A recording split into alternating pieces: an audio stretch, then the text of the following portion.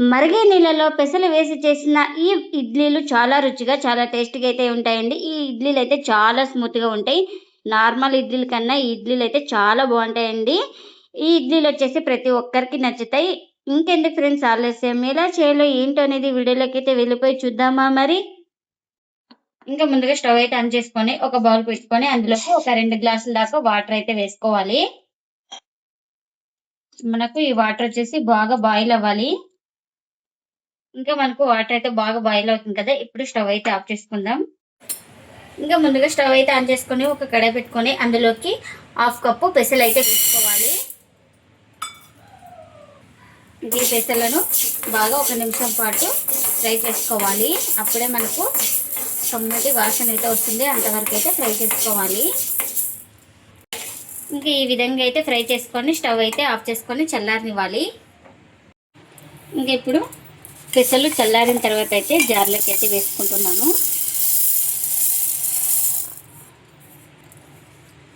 ఇంక ఇప్పుడు మూత పెట్టుకొని స్మూత్గా గ్రైండ్ చేసుకోవాలి.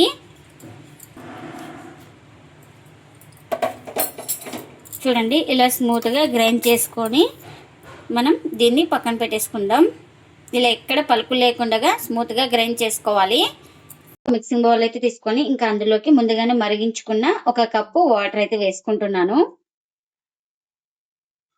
ఇంకా ముందుగానే వేయించుకొని గ్రైండ్ చేసుకున్నాం కదా, ఈ పెసర పౌడర్ అయితే వేసుకోవాలి. పెసరది పౌడర్. ఇంకా ఈ పౌడర్ వేసుకొని ఒకసారి బాగా కలుపుకుందాం స్పూన్ తోటి. ఇక్కడ ఉండలు లేకుండా. మనకు వాటర్ తక్కువ అనిపిస్తే మరి కాస్త వాటర్ అయితే వేసుకోవాలి.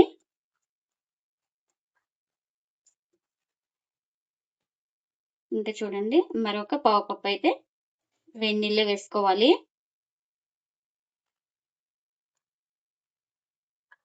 ఇంకా ఇలా మొత్తం బాగా కలుపుకొని ఒక 10-15 నిమిషాలు అయితే మనం పక్కన పెట్టుకుంటే బాగా నానుతుంది మనకు. మరొక మిక్సింగ్ బౌల్ అయితే తీసుకొని అందులోకి 1 కప్పు ఇడ్లీ రవ్వ అయితే వేసుకోవాలి. ఇంకా ఇందులోకి వాటర్ అయితే వేసుకొని ఒక 2 సార్లు శుభ్రంగా వాష్ చేసుకోవాలి.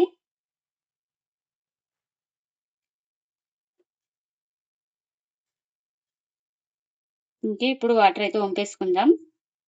ఇంకా 2 సార్లు శుభ్రంగా బాగా వాష్ చేసుకున్న తర్వాత వాటర్ అన్ని వంపేసుకొని ఇంకా ఇందులోకి మంచినీళ్ళు అయితే మునిగే వరకు అయితే వేసుకోవాలి. ఇంకా ఇలా వాటర్ వేసుకొని మొత్తం ఒకసారి ఇలా బాగా కలుపుకుందాం. ఇలా బాగా కలుపుకొని ఇంకా ప్లేట్ అయితే పెట్టుకొని ఒక 15 నిమిషాలు పక్కన పెట్టుకుంటే రవ్వ కూడా మనకు బాగా నానుతుంది. ఇంకా ముందుగా స్టవ్ అయితే ఆన్ చేసుకొని ఇంకా పల్లీలను అయితే వేసుకుంటున్నాను. ఇంకా ఈ పల్లీలను బాగా ఫ్రై చేసుకోవాలి. ఇంకా ఇప్పుడు స్టవ్ అయితే ఆఫ్ చేసుకొని చల్లారిన తర్వాత అయితే గ్రైండ్ చేసుకోవాలి. ఇంకా పల్లీలు చల్లారిన తర్వాత అయితే జార్ తీసుకొని ఇంకా అందులోకి అయితే వేసుకుంటున్నాను. ఇంకా ఇందులోకి రుచికి సరిపడినంత సాల్ట్, మిర్చి అయితే వేసుకోవడం లేదు. కావాలంటే మీరు మిర్చి ఫ్రై చేసుకొని వేసుకోండి. నేను కారం అయితే వేసుకుంటున్నాను. ఇందులోకి అలాగే ఒక 2 స్పూన్ దాకా పుట్నాల పప్పును కూడా వేసుకుంటున్నా.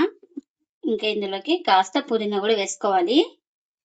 ఇంకా ఇప్పుడు కొద్దిగా వాటర్ కూడా వేసుకొని ఇంకా మూత పెట్టుకొని గ్రైండ్ చేసుకుందాం. ఇంకా గ్రైండ్ చేసుకున్న చట్నీని ఒక బౌల్ తీసుకొని ఇంకా అందులోకి అయితే వేసుకుంటున్నా.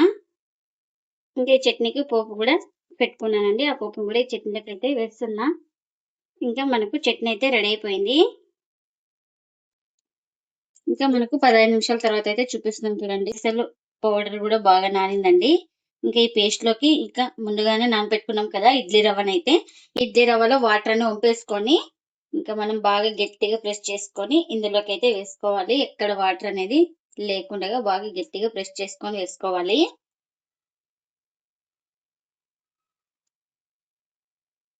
ఇంకా ఇప్పుడు ఇందులోకి 1/2 కప్పు పెరుగును కూడా వేసుకుంటున్నా. నేను ఇక్కడ కాస్త కొత్తిమీర, మిర్చి వేసుకొని గ్రైండ్ చేసుకున్నానండి. ఈ పేస్ట్ ను కూడా ఇందులోకి అయితే వేస్తున్నా.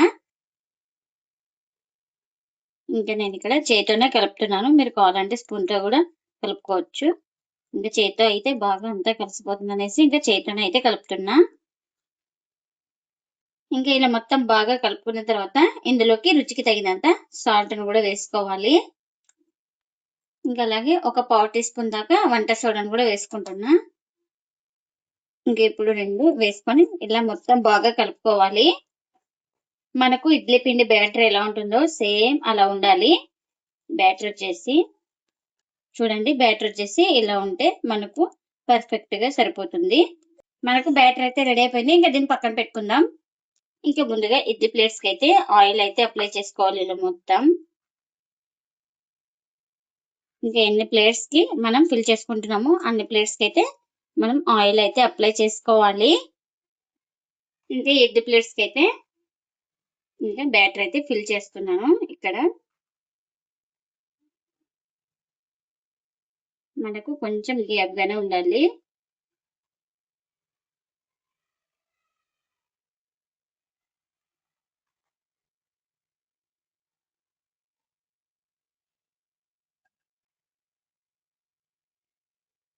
ఇంకా ఇలా ఎన్ని ప్లేట్స్ అయితే అన్ని ప్లేట్స్ అయితే ఫిల్ చేసుకోవాలి మనం.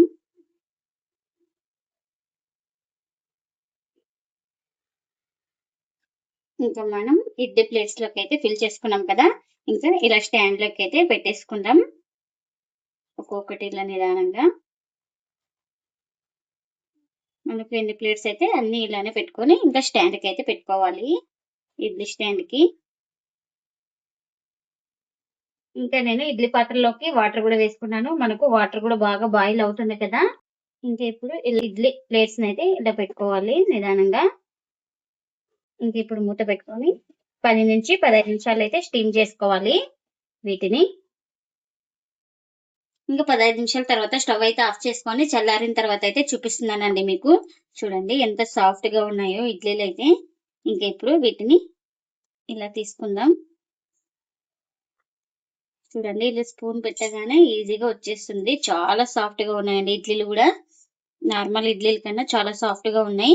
ఇంకా అన్ని ఇలా మొత్తం తీసేసుకుందాం.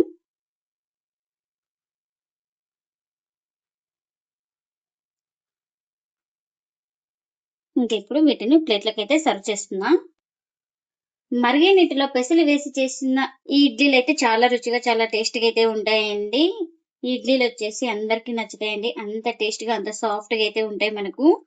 మనకు ఎప్పుడు కావాలంటే అప్పుడు ఈజీగా చేసుకోవచ్చు ఇంట్లో. ఇడ్లీ పిండి గానీ దోశ పిండి గానీ ఏం లేనప్పుడు ఇలా ఈజీగా చేసి పెడితే అందరూ ఇష్టంగా తింటారు. అంత టేస్టీగా అయితే ఉంటాయి.